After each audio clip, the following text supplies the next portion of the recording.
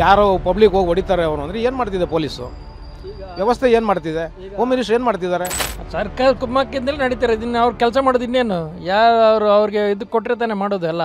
ನೀವು ಸಾಯಿಸ್ಬಿಡ್ತಿದ್ರು ಅನ್ನೋದಾದರೆ ನೀವೇನಕ್ಕಿದ್ದೀರಿ? ನೀವು ಜವಾಬ್ದಾರಿ ಸ್ಥಾನದಲ್ಲಿ ಕೂತಿದ್ದೀರಿ, ಉಪಮುಖ್ಯಮಂತ್ರಿ ಆಗಿದ್ದೀರಿ, ಮುಂದೆ ಮುಖ್ಯಮಂತ್ರಿ ಆಗೋ ಕನಸು ಕಾಣ್ತಿದ್ದೀರಿ. ಹೋಮ್ ಮಿನಿಸ್ಟರ್ ನಿಮ್ಮ ಜೊತೆಲಿ ಇಲ್ವಾ? ಏನು ಮಾಡ್ತಿದ್ದಾರೆ ಹೋಮ್ ಮಿನಿಸ್ಟ್ರು? ಹಂಗಾದ್ರೆ ಡಿ ಕೆ ಶಿವಕುಮಾರ್ ಅರೆಸ್ಟ್ ಮಾಡಿ ಈಗ ಪ್ರಶ್ನೆ ಕೊಡ್ತಿದ್ದಾರೆ ಅವ್ರು ಇಂಡೈರೆಕ್ಟಾಗಿ ಕಾರ್ಯಕರ್ತರಿಗೆ. ರೌಡಿಗಳ ಥರ ಮಾತಾಡ್ತಾರೆ. ಅದೇ ರೌಡಿಸಮ್ ಮಾಡಿದವರೇ ಇದೆಲ್ಲ ಈ ಥರ ಮಾತಾಡ್ಲಿಕ್ಕಾಗೋದು. ಬೇರೆ ಜನಸಾಮಾನ್ಯರಿಂದ ಆಯ್ಕೆ ಆದವರು ಎಲ್ಲ ಈ ಥರ ಮಾತಾಡಲಿಕ್ಕೆ ಚಾನ್ಸೇ ಇಲ್ಲ. ಯಾವುದೋ ಒಂದು ಕಮ್ಯುನಿಟಿ ಅವ್ರು ಮಾಡಿದಾಗ ಅದೇನೂ ಇಲ್ಲ ಕಾಂಗ್ರೆಸ್ ಅವರಿಗೆ. ಅದನ್ನು ಅವ್ರು ಹೆಂಗಾದರೂ ಮಾಡಿ ಸಮರ್ಥನೆ ಮಾಡ್ಕೊಳ್ತಾರೆ, ರಕ್ಷಣೆನೂ ಮಾಡ್ತಾರೆ. ಅದು ಏನು ಒಳ್ಳೆ ಅದು ರೌಡಿಸಮ್ ಥರ ಇದೆ. ಅದು ವಿಧಾನಸೌಧ ರೌಡಿಸಮ್ ಥರ ಆಗಿದೆ ಅಲ್ಲಿ ಒಳಗಡೆ. ಹಿಂದೆ ಪಾಕಿಸ್ತಾನ ಜಿಂದಾಬಾದ್ ಅಂದರು, ಅವ್ರನ್ನ ಅರೆಸ್ಟೇ ಮಾಡಲಿಲ್ಲ.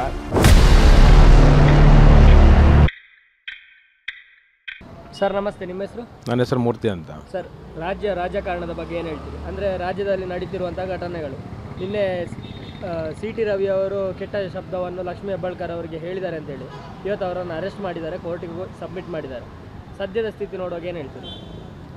CT ರವಿ ಅವರು ಆ ಪದ ಬಳಸಿದ್ರೆ ತಪ್ಪು, ಮೊದಲನೇದಾಗಿ ಬಳಸಬಾರ್ದು. ಅವರು ಅದಕ್ಕೆ ಎಕ್ಸ್ಪ್ಲನೇಷನ್ ಕೊಟ್ಟಿದ್ದಾರೆ. CT ರವಿ, ನಾನು ಪಾಸ್ವರ್ಡ್ ಅಂತ ಬಳಸಿಲ್ಲ, ಫ್ರಸ್ಟ್ರೇಟ್ ಅಂತ ಬರ್ಸಿದ್ದೀನಿ ಅಂತ. ಅಂದರೆ ಹೊಟ್ಟೆ ಉರಿ. ಅಂದರೆ ಅವ್ರ ಸದನದಲ್ಲಿ ರಾಹುಲ್ ಗಾಂಧಿ ಬಗ್ಗೆ ಮಾತಾಡ್ತಿರ್ತಾರೆ, ಆವಾಗ ಲಕ್ಷ್ಮೀ ಹೆಬ್ಬಾಳ್ಕರು ಕೊಲ್ಗಡಕ ಅಂತ ಹೇಳ್ತಾರೆ. ಆ ಪದ ಅವ್ರು ಬಳಸಿದ್ದಕ್ಕೆ ಅವರು ನಿಮ್ಗೆ ಹೊಟ್ಟೆ ಉರಿನ ಅಂತ ಕೇಳೋದು ಆಗಿರೋದು. ಅದು ಕರೆಕ್ಟಾಗಿ ತನಿಖೆ ಮಾಡಬೇಕಾಗಿತ್ತು. ಬಟ್ ಅವ್ರನ್ನ ಈಗಾಗಲೇ ಅರೆಸ್ಟ್ ಮಾಡಿದ್ದಾರೆ. ಏನೋ ಅಷ್ಟು ಬೇಗ ಯಾಕೆ ತೀರ್ಮಾನಗಳು ತೊಗೊಂಡ್ರೋ ಗೊತ್ತಿಲ್ಲ. ಹಿಂದೆ ಪಾಕಿಸ್ತಾನ ಜಿಂದಾಬಾದ್ ಅಂದರು, ಅವ್ರನ್ನ ಅರೆಸ್ಟೇ ಮಾಡಲಿಲ್ಲ. ಇದುವರೆಗೂ ಅರೆಸ್ಟ್ ಮಾಡಲಿಲ್ಲ ಅವ್ರನ್ನ. FSL ಎಲ್ಲ ಬಂದಾಗಿದೆ, ಇನ್ನೂ ಮಾಡಿಲ್ಲ. ಆದರೆ ಅವ್ರನ್ನ ತೊಗೊಂಡೋಗಿ ಒಳಗಡೆ ಕೂರಿಸ್ಕೊಂಡಿದ್ದಾರೆ. ಇಲ್ಲಿ ಏನಾಗ್ತಿದೆ, ಅಬ್ಯೂಸ್ಮೆಂಟ್ ಆಗ್ತಿದೆ. ಯಾವುದೋ ಒಂದು ಕಮ್ಯುನಿಟಿ ಅವ್ರು ಮಾಡಿದಾಗ ಅದೇನೂ ಇಲ್ಲ ಕಾಂಗ್ರೆಸ್ ಅವರಿಗೆ. ಅದನ್ನು ಅವ್ರು ಹೆಂಗಾದರೂ ಮಾಡಿ ಸಮರ್ಥನೆ ಮಾಡ್ಕೊಳ್ತಾರೆ, ರಕ್ಷಣೆನೂ ಮಾಡ್ತಾರೆ. ಆದರೆ ಇವಾಗ ಆಗಿರೋದು ಸಾಮಾನ್ಯ ಜನರಿಗಲ್ಲ, ಇದು ಒಬ್ಬ MLC ಗಾಗಿದೆ, ಮತ್ತು ಒಬ್ಬ ದೊಡ್ಡ ಲೀಡರು, ಅವರಿಗೆ ಈ ಪ್ರಾಬ್ಲಮ್ ಆಗಿದೆ. ನೀವು ಅವರನ್ನೇ ಅರೆಸ್ಟ್ ಮಾಡ್ತೀರಿ, ಅವರನ್ನೇ ನೀವು ಬೇಕಾಬಿಟ್ಟಿ ನಡೆಸ್ಕೊತಿದ್ದೀರಿ. ಯಾರೋ ಪಬ್ಲಿಕ್ ಹೋಗಿ ಹೊಡಿತಾರೆ ಅವರು ಅಂದರೆ ಏನು ಮಾಡ್ತಿದೆ ಪೊಲೀಸು ವ್ಯವಸ್ಥೆ? ಏನು ಮಾಡ್ತಿದೆ? ಹೋಮ್ ಮಿನಿಸ್ಟರ್ ಏನು ಮಾಡ್ತಿದ್ದಾರೆ? ಹಾಂ, ಅಲ್ಲ, ನೀವು ಅಲ್ಲಿ ಸದನದ ಹೊರಗಡೆ ಬಂದ ತಕ್ಷಣ ಯಾರೋ ಹೋಗಿ ಗೂಂಡಾಗಳ ಥರ ಹೊಡಿತಾರೆ ಅಂದರೆ ಒಬ್ಬ MLCಗೆ ಏನಿದ್ರ ಅರ್ಥ? ಪ್ರೂವ್ ಆಗಿದೆ, ಅದು ಹೋಗಲಿ. ಅವರು ಬಳಸಿದ್ದಾರೆ ಅಂತ ಹೇಳ್ತಿರೋ ಪದ ಪ್ರೂವ್ ಆಗಿದೆಯಾ? ಆಗಿಲ್ವಲ್ಲ. ಹಾಂ, ಏನು ಮಾಡ್ತಾಯಿತ್ತು ಮತ್ತೆ ಪೊಲೀಸು? ಯಾಕೆ ಅವ್ರನ್ನ ಹೊಡೆಯೋ ತನಕ ನೀವು ಸುಮ್ಮನೆ ನಿಂತಿದ್ರು ನೋಡಿಕೊಂಡು? ಹಾಂ, ಇದು ನಿಮ್ಮದು ಪ್ಲಾನ್ ಅಂತ ಹೇಳ್ಬೋದಾ? ಈಗ DK ಶಿವಕುಮಾರ್ ಅವರು ಬೆಳಿಗ್ಗೆ ಸ್ಟೇಟ್ಮೆಂಟ್ ಕೊಡ್ತಾರೆ, ಲಕ್ಷ್ಮೀ ಹೆಬ್ಬಾಳ್ಕರ್ ಅವರ ಪ್ಲೇಸಲ್ಲಿ ನಿಮ್ಮನ್ನು ಬದುಕಲಿಕ್ಕೆ ಬಿಟ್ಟದೆ ದೊಡ್ಡದು ಅಂತೇಳಿ. ಅಲ್ಲ, ಬದುಕಲಿಕ್ಕೆ ಬಿಡೋದು ದೊಡ್ಡದು ಅನ್ನೋದಾದರೆ ನೀವು ಸರ್ಕಾರನ ಡಿಸಾಲ್ವ್ ಮಾಡಿಬಿಡಿ. ನೀವು ರಕ್ಷಣೆ ಕೊಡೋಕ್ಕಾಗಿಲ್ಲ ಅಂದರೆ ಡಿಸಾಲ್ವ್ ಮಾಡಿಬಿಡಿ. ಯಾಕೆ ಇಟ್ಕೊಂಡಿದ್ದೀರಿ ಸರ್ಕಾರನ? ಯಾಕೆ ನಡೆಸಿದ್ದೀರಾ? ಹಾಂ, ನೀವು ಸಾಯಿಸ್ಬಿಡ್ತಿದ್ರು ಅನ್ನೋದಾದರೆ ನೀವೇನಕ್ಕಿದ್ದೀರಿ? ನೀವು ಜವಾಬ್ದಾರಿ ಸ್ಥಾನದಲ್ಲಿ ಕೂತಿದ್ದೀರಿ, ಉಪಮುಖ್ಯಮಂತ್ರಿ ಆಗಿದ್ದೀರಿ, ಮುಂದೆ ಮುಖ್ಯಮಂತ್ರಿ ಆಗೋ ಕನಸು ಕಾಣ್ತಿದ್ದೀರಿ. ಹಾಂ, ನೀವು ಒಬ್ಬ MLAಗೆ ಸಾಯಿಸ್ಬಿಡ್ತಿದ್ರು ಅಂತ ನೀವು ಪದ ಬಳಸೋದಾದರೆ ಹಂಗಾದ್ರೆ ಏನು ಮಾಡ್ತಿದೆ ವ್ಯವಸ್ಥೆ? ಸಿಸ್ಟಮ್ ಏನು ಮಾಡ್ತಿದೆ? ಸಿಸ್ಟಮನ್ನು ಯಾರು ರನ್ ಮಾಡ್ತಿರೋದು? ನೀವೇ ಅಲ್ವಾ? ಹಾಂ, ಹೋಮ್ ಮಿನಿಸ್ಟ್ರ್ ನಿಮ್ಮ ಜೊತೆಲಿ ಇಲ್ವಾ? ಏನು ಮಾಡ್ತಿದ್ದಾರೆ ಹೋಮ್ ಮಿನಿಸ್ಟ್ರು? ಹಂಗಾದ್ರೆ ಡಿ ಕೆ ಶಿವಕುಮಾರ್ ಅರೆಸ್ಟ್ ಮಾಡಿ ಈಗ ಪ್ರಶ್ನೆ ಕೊಡ್ತಿದ್ದಾರೆ ಅವ್ರು ಇಂಡೈರೆಕ್ಟಾಗಿ ಕಾರ್ಯಕರ್ತರಿಗೆ. ನಾಳೆ ಏನಾದರೂ ಅದು ನಿಜವಾಗ್ಲೂ ಅವ್ರು ಹೇಳ್ದಂಗೆ ಏನಾದರೂ ಆದರೆ, ಹಲ್ಲೆಗಳಾದರೆ, ಅದಕ್ಕೆ ಡಿ ಕೆ ಶಿವಕುಮಾರ್ ಕಾರಣ ಆಗ್ತಾರೆ ಅಲ್ವಾ? ಅವರು ಸ್ಟೇಟ್ಮೆಂಟ್ ಕೊಟ್ಟಿದ್ದಾರೆ, ನನಗೇನಾದರೂ ಆದರೆ, ನನ್ನ ಜೀವಕ್ಕೆ ಅಪಾಯ ಆದರೆ ಲಕ್ಷ್ಮೀ ಹೆಬ್ಬಾಳ್ಕರ್ ಅವರು, DK ಶಿವಕುಮಾರ್ ಅವರು, ಕಾಂಗ್ರೆಸ್ ಸರ್ಕಾರ ಕಾರಣ ಅಂತ ಹಾಕ್ಬೋದು. ನಾವು ಹಂಗೆ ತೊಗೋಬೇಕಾಗತ್ತೆ. ಈಗ ಡಿ ಕೆ ಶಿವಕುಮಾರ್ ಮೀಡಿಯಾ ಮುಂದೆ ಬಂದು ಸ್ಟೇಟ್ಮೆಂಟ್ ಕೊಡ್ತಾರೆ ಅಂದರೆ ಹಾಂ, ಅವ್ರು ಏನು ಹೇಳ್ಬೇಕಾಗಿತ್ತು? ನಿನ್ನೆ ಆಗಿರೋದಕ್ಕೆ ಕ್ಷಮೆ ಕೇಳಬೇಕಾಗಿತ್ತು. ಅವರು ಏನೋ ಅಚಾನಕ್ ಆಗಿದೆ, ನಾವು ಇದಕ್ಕೆ ಕ್ಷಮೆ ಕೊಡ್ತಿದ್ದೀವಿ, ಮುಂದಿಂಗೆ ಆಗಿದ್ರೆ ನೋಡ್ಕೊತೀವಿ ಅಂತ ಹೇಳ್ಬೇಕಾಗಿತ್ತು. ಅವರು ಕೊಲೆ ಮಾಡಿಬಿಡ್ತಿದ್ರು ಅಂತ ನೀವು ಮಾತಾಡೋದಾದರೆ ಹಂಗಾದ್ರೆ ನೀವು ಪ್ರಚೋದನೆ ಮಾಡಿದ್ದೀರ ಅಂತಲೇ ತಾನೇ ಆಯ್ತಿದ್ದು. ಹಾಂ, ಹಂಗಾದ್ರೆ ನೀವೇ ಕಳಿಸಿರೋದ ಗುಂಡಾಗಳನ್ನ? ಹಾಂ, ಜನ ಇದನ್ನು ತುಂಬ ಅಬ್ಸರ್ವ್ ಮಾಡ್ತಿದ್ದಾರೆ. ನೀವೇನು ಮಾಡ್ತಿದ್ದೀರಿ, ನಿಮ್ಮ ನಡವಳಿಕೆಗಳು ಜನ ತುಂಬ ಅಬ್ಸರ್ವ್ ಮಾಡ್ತಿದ್ದಾರೆ. ನಿಮ್ಗೆ ಈ ಸಲ 135, 138 ಬಂದಿದೆ ಅಂತ ಹೇಳ್ಬಿಟ್ಟು ಏನು ಕುಣಿಯೋ ಅಗತ್ಯ ಏನಿಲ್ಲ. ಮುಂದೇನೂ ನಡೀತಾವೆ ಎಲೆಕ್ಷನ್ಗಳು. ಏನಕ್ಕೆ ಅಂದರೆ ಪೊಲೀಸವರು ಇವಾಗ ಶಿಫ್ಟ್ ಮಾಡ್ತಿದ್ದಾರೆ ಒಬ್ಬ ಮನುಷ್ಯನ. ಈ ಸ್ಟೇಷನಿಂದ ಬೇರೆ ಕಡೆ ಶಿಫ್ಟ್ ಮಾಡ್ತಿದ್ದೀನಿ ಅಂದರೆ ಒಂದು ಸರ್ಕಾರಕ್ಕೆ ಗೊತ್ತಿರುತ್ತೆ, ಸಾಮಾನ್ಯ ಜನ ನಮಗೇನು ಗೊತ್ತಿರುತ್ತೆ? ಸ್ಟೇಷನಿಂದ ಹೊರಗಡೆ ಜೀಪಲ್ಲಿ ಕರ್ಕೊಂಬಂದವರು ಕೂರಿಸ್ಕೊಂಡು ಹೋಗ್ತಿದ್ದಾರೆ ಅಂದರೆ ಯಾರಿಗೆ ಗೊತ್ತಿರುತ್ತೆ? ಒಂದು ಸ್ಟೇಷನ್ ಅವ್ರಿಗೆ ಗೊತ್ತಿರುತ್ತೆ, ಸಂಬಂಧಪಟ್ಟ ಹೋಮ್ ಮಿನಿಸ್ಟ್ರಿಗೆ ಗೊತ್ತಿರುತ್ತೆ, ಪ್ರಭಾವಿ ಮಂತ್ರಿಗಳಿಗೆ ಗೊತ್ತಿರುತ್ತೆ ಅವ್ರನ್ನೆಲ್ಲ ಶೂಟ್ ಮಾಡ್ತಿದ್ದಾರೆ ಅಂತ ಅಲ್ವಾ? ನೀವು ಮಧ್ಯದಾರಿನಲ್ಲಿ ಬಂದು ಯಾರೋ ನಿಮ್ಮನ್ನು ಹೊಡಿತಿದ್ದಾರೆ, ಅಟ್ಯಾಕ್ ಮಾಡ್ತಿದ್ದಾರೆ ಅಂದರೆ ಸರ್ಕಾರದ ಕುಮ್ಮಕ್ಕಿಂದನೇ ಆಗಿದೆ ಅಂತ ನಾನೊಬ್ಬ ಸಾಮಾನ್ಯ ಮನುಷ್ಯನಾಗಿ ಯೋಚನೆ ಮಾಡ್ತೀನಿ ನಾನು, ಅಲ್ವಾ? ಯೋಚನೆ ಮಾಡಿದ್ದೇನೆ ತಪ್ಪಿಲ್ವಲ್ಲ, ಸರಿ ಇದೆ ಅಲ್ವಾ? ನಿಮ್ಮ ಈ ಸ್ಟೇಟ್ಮೆಂಟ್ಗಳೆಲ್ಲ ನೋಡಿದ್ರೆ ನೀವು ಅದನ್ನು ನೀವೇ ಮಾಡಿಸಿರ್ಬೋದು, ಮಾಡಿಸಿದ್ದೀರಿ ಅಂತಲೇ ಹೇಳ್ಬೇಕಾಗತ್ತೆ. ತಾಲಿಬಾನ್ ಸರ್ಕಾರ ಅಂತ ಹೇಳಲ್ಲ, ನೀವು ಅವ್ರ ಪರನೇ ಇದ್ದೀರಿ, ನಿಮ್ಮ ಇತಿಹಾಸನೇ ಮುಸ್ಲಿಂ ಪರ, ಅದರಲ್ಲಿ ಏನಿದೆ? ಏನು ನಾವು ಹಿಂದೂಗಳು ಎಚ್ಚೆತ್ಕೊಳ್ಬೇಕು ಅಷ್ಟೇ, ಎಚ್ಚೆತ್ಕೊಂಡಿಲ್ಲ. ಕೇಂದ್ರದಲ್ಲಿ ನೋಡೋದಾದ್ರೆ ರಾಹುಲ್ ಗಾಂಧಿ ಅವರು ನಿನ್ನೆ ಇಬ್ಬರು ಎಂ ಪಿಗಳನ್ನು ತಳ್ಳಿ ಹಾಕಿ ಅವರ ತಲೆಗೆ ಪೆಟ್ಟು ಮಾಡಿದರು. ಇಲ್ಲಿ ನೋಡೋದಾದ್ರೆ ಈಗ ಸಿ ಟಿ ರವಿ ಅವ್ರ ಮೇಲೆ ಅವರ ಬಂಧನ ಆಗಿದೆ, ಅವರ ತಲೆ ಮೇಲೆಲ್ಲ ಪೆಟ್ಟಾಗಿದೆ. ಅದೇ ಇವ್ರು ಗಾಂಧಿವಾದಿಗಳಲ್ವಾ ಕಾಂಗ್ರೆಸ್ ಅವರು, ಏನೋ ಚರಕ ಸುತ್ತಿ ಉಪವಾಸ ಕೂತು ಸ್ವಾತಂತ್ರ್ಯ ತಂದು ಕೊಟ್ಟವ್ರಲ್ವ ಇವರು, ಅದಕ್ಕೆ ಇದೆಲ್ಲ ಮಾಡೋದು. ಏನೋ ಇದೆಲ್ಲ ಅಹಿಂಸೆ ಅಲ್ವಾ ಇದು?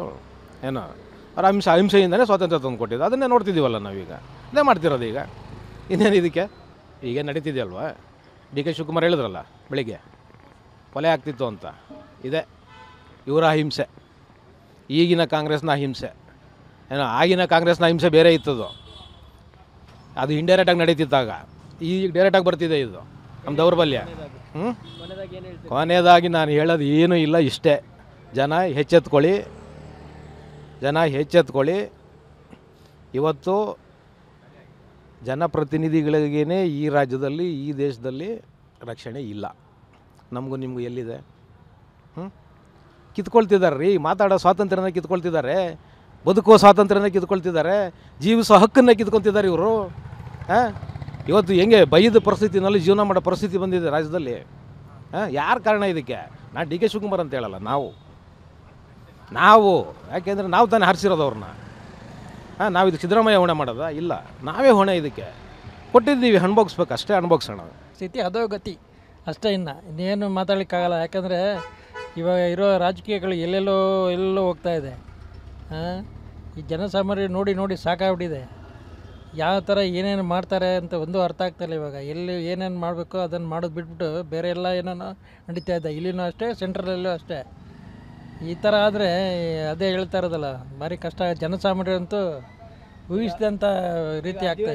ನಡೀತಿರ್ಬೇಕಾದ್ರೆ ಲಕ್ಷ್ಮೀ ಹೆಬ್ಬಾಳ್ಕರ್ ಅವ್ರ ಬೆಂಬಲಿಗರು ಒಳಗೆ ಹೋಗ್ತಾರೆ, ಅಲ್ಲಿ ಸಿ ಟಿ ರವಿ ಅವರಿಗೆ ಹೊಡಿಲಿಕ್ಕೆ ಪ್ರಯತ್ನ ಮಾಡ್ತಾರೆ ಅಂತ ಹೇಳಿದ್ದೆ.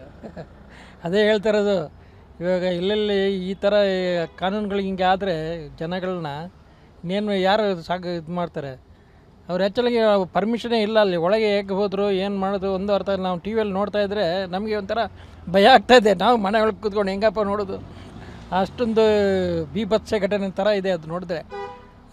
ಏನು ಒಳಗೆ ಹೋಗಿ ಅದೇನೋ ಒಬ್ಬರು ಇದು ಹೊಡಿತಾರಂತೆ, ಗೇಟ್ ಹೊಡಿತಾರಂತೆ, ಒಬ್ಬ ಬಂದು ಕೈ ಹಾಕ್ಲಿಕ್ಕೆ ಹೋಗ್ತಾನೆ ಮೇಲೆ. ಅದು ಏನು ಅದು ರೌಡಿಸಮ್ ಥರ ಇದೆ ಅದು. ವಿಧಾನಸೌಧ ರೌಡಿಸಮ್ ಥರ ಆಗಿದೆ ಅಲ್ಲಿ ಒಳಗಡೆ. ಗೌರ್ಮೆಂಟ್ಗಳು ಏನು ಮಾಡ್ತಾಯಿದ್ದಾರೆ, ಏನು ಆಗ್ತಾಯಿದೆ ಅಂತ ಯಾರಿಗೂ ಗೊತ್ತಾಗ್ತಾಯಿಲ್ಲ. ಅದಕ್ಕೆ ಭಾರಿ ನಮಗೆ ನಿಜವಾಗ್ಲೂ ನಮಗೆ ನೋಡ್ತಾ ಇದ್ದರೆ ನಮಗೆ ಕೋಪ ಉಕ್ಕಿ ಬರಿತಾಯಿದೆ. ಇಲ್ಲಿ ಏನು ಈ ಥರ ಆಗ್ತಾಯಿದೆ? ಇದು ರಾಜಕೀಯ ಎಲ್ಲಿಂದ ಎಲ್ಲಿಗೆ ಹೋಗ್ತಾಯಿದೆ? ಮಣ್ಣು ಹಿಡಿತಾ ಇದೆ ಲಾಸ್ಟಲ್ಲಿ. ಜನ ಯಾವುದು ನಂಬಲಿಕ್ಕಾಗ್ತಾಯಿಲ್ಲ ಇವಾಗ, ಹಂಗಾಗಿದೆ ಈ ಕತೆ. ಅದೇ ಅವ್ರಿಗೆ ಹೇಗೆ ಬೇಕೋ ಆ ಥರ ಮಾಡ್ತಾರೆ ಎಲ್ಲ. ಆವಾಗ ಅದು ಇನ್ನೂ FSL ರಿಸಲ್ಟ್ ಬರಲಿಲ್ಲ ಅಂತ ಹೇಳ್ತಾ ಇದ್ದಾರೆ. ಇವಾಗ ನೋಡಿದ್ರೆ ಅದು ಇವ್ರು ಮಾಡಿದ ಒಂದೇ ದಿನಕ್ಕೆ ಎಲ್ಲ ಓಪನ್ ಆಗಿ ಬರುತ್ತೆ ಆಗುತ್ತೆ ಅಂತ ಹೇಳ್ತಾ ಇದ್ದಾರೆ. ಅದು ಯಾಕೆ ಯಾವ ಥರ? ಅದು ಒಂದು ಅರ್ಥ ಆಗಲ್ಲ. ಜನನ ಏನು ಮೂಢನಂಬಿಕೆ ಮಾಡ್ತಾರೆ. ಅದೇ ಹೇಳ್ತಾ ಇರೋದು. ಇವಾಗ ಯಾರು ಏನು ಮಾತಾಡೋಂಗೆ ಇಲ್ಲ, ಒಳ್ಳೆ ಮಿಲಿಟ್ರಿ ಥರ ಆಗಿಬಿಟ್ಟಿದೆ ಇವರು ಮಾಡೋ ಕೆಲಸಗಳೆಲ್ಲ. ಸರ್ಕಾರ ಕುಮ್ಮಕ್ಕಿಂದಲೇ ನಡೀತಾರೆ. ಇದನ್ನು ಅವ್ರು ಕೆಲಸ ಮಾಡೋದು ಇನ್ನೇನು? ಅವ್ರಿಗೆ ಇದು ಕೊಟ್ಟರೆ ತಾನೇ ಮಾಡೋದು ಎಲ್ಲ. ಸುಮ್ಮನೆ ಮಾಡೋದು. ಒಬ್ಬ MLC ಈ ಥರ ಕರ್ಕೊಂಡೋಗಿ ಈ ಥರ ಮಾಡಬೇಕಂದ್ರೆ ಅದು ಅಷ್ಟು ಈಸಿ ಅಲ್ಲ. ಯಾರಾದರೂ ದೊಡ್ಡವ್ರ ಕೈವಾಡಗಳು ಇದ್ದೇ ಇರ್ತದೆ. ಪೊಲೀಸವ್ರು ಇನ್ನೇನು ಮಾಡೋಕ್ಕಾಗುತ್ತೆ? ಅವ್ರ ಮಾತು ಕೇಳಲೇಬೇಕು. ಯಾರೇ ಆಗಲಿ, ಒಬ್ಬ ಹೈ ಲೆವೆಲಲ್ಲಿ ಗೌರ್ಮೆಂಟಲ್ಲಿ ನಡೆಸೋರು ಅವ್ರ ಮಾತು ಕೇಳಿಲ್ಲ ಅಂದರೆ ನಾಳೆ ಅವ್ರನ್ನ ಏನೇನೋ ಮಾಡಿಬಿಡ್ತಾರೆ, ಡಿಸ್ಟರ್ಬ್. ಅದೇ ಹೇಳ್ತಾರಲ್ಲ, ಎಲ್ಲ ಆತ್ಮಹತ್ಯೆ ಮಾಡ್ಕೊತಾರೆ. ಆ ಥರ ಆತ್ಮಹತ್ಯೆ ಮಾಡ್ಕೋಬೇಕಾಗತ್ತೆ ಅವ್ರ ಹೆಸರು ಅವ್ರ ಮಾತು ಕೇಳಿಲ್ಲ ಅಂದರೆ. ಈಗ ಡಿ ಕೆ ಶಿವಕುಮಾರ್ ಅವರು ಹೇಳ್ತಾರೆ, ಲಕ್ಷ್ಮೀ ಹೆಬ್ಬಾಳ್ಕರ್ ಅವರ ಪ್ಲೇಸಲ್ಲಿ ಬದುಕಲಿಕ್ಕೆ ಬಿಟ್ಟದೇ ಹೊರತು. ಅದೇ ಆ ಥರ ಹೇಳಿದೆ. ಇದೆಲ್ಲ ರೌಡಿಗಳ ಥರ ಮಾತಾಡ್ತಾರೆ. ಅದೇ ರೌಡಿಸಮ್ ಮಾಡಿದವರೇ ಇದೆಲ್ಲ ಈ ಥರ ಮಾತಾಡ್ಲಿಕ್ಕಾಗೋದು. ಬೇರೆ ಜನಸಾಮಾನ್ಯರಿಂದ ಆಯ್ಕೆ ಆದವರು ಎಲ್ಲ ಈ ಥರ ಮಾತಾಡಲಿಕ್ಕೆ ಚಾನ್ಸೇ ಇಲ್ಲ. ಇದೆಲ್ಲ ಭಾರಿ ಹೇಳ್ತಾರಲ್ಲ, ಅವ್ರ ಮಾತುಗಳೇ ಹೇಳ್ತಾ ಇದೆ ಯಾವ ಥರ ನಡೀತಾ ಇದೆ ಈ ದೇಶ ಅಂತ ಇವಾಗ ಎಲ್ಲ ಅರ್ಥ ಆಗ್ತಾಯಿದೆ ಜನಗಳಿಗೆ. ಒಬ್ಬ ರೌಡಿ ಯಾವ ಥರ ಮಾತಾಡ್ತಾರೆ ಆ ಥರ ಮಾತಾಡ್ತಾರೆ. ಅದು ಏನಾಗಲಿ, ಅವ್ರು ಮಾಡಿದ್ದಕ್ಕೆ ಶಿಕ್ಷೆ ಇರದೇ ಇರುತ್ತೆ, ಅದು ಮಾಡ್ತಾರೆ. ಅದು ಬಿಟ್ಬಿಟ್ಟು ನೀವು ಕೊಲೆ ಮಾಡೋ ಮಟ್ಟಕ್ಕೆ ಹೋಗ್ತಾರೆ ಅಂದರೆ ಅದರ ಅರ್ಥ ಇಲ್ಲ ಅವ್ರು ಹೇಳೋದು. ಒಬ್ಬ ಜನನಾಯಕನಾಗಿ ಈ ಥರ ಅವ್ರು ಮಾತಾಡೋದಂದರೆ ಎಲ್ಲರಿಗೂ ಒಂಥರ ಅದು ಇದಾಗುತ್ತೆ. ಮಾತಾಡೋದು ರೀತಿ ನೋಡಿದ್ರೆ ಭಾರಿ ಬೇಸರ ಆಗುತ್ತೆ ನಮಗೆ. ಯಾರೇ ಆಗಲಿ ತಪ್ಪು ಯಾರೇ ಮಾಡಲಿ ಕರೆಕ್ಟ್ ಅವರು, ಬಟ್ ಅವ್ರು ಯಾವ ಥರ ನಡ್ಸ್ಕೋಬೇಕು ಅದನ್ನು ಗೊತ್ತಿಲ್ಲ ಅಂದ್ರೆ ಇವ್ರಿಗೆ ಇನ್ನೇನು ಅದು ಇನ್ಯಾವ ಥರ ಇವ್ರು ಮಾಡ್ತಾರೆ ಹಾಗಾದರೆ?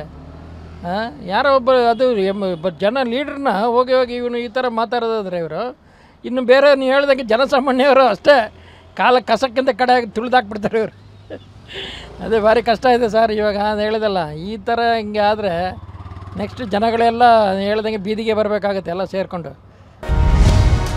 ಟಿವಿ ವಿಕ್ರಮ, ದೇಶ ನಿಮ್ಮ ಕೈಯಲ್ಲಿ.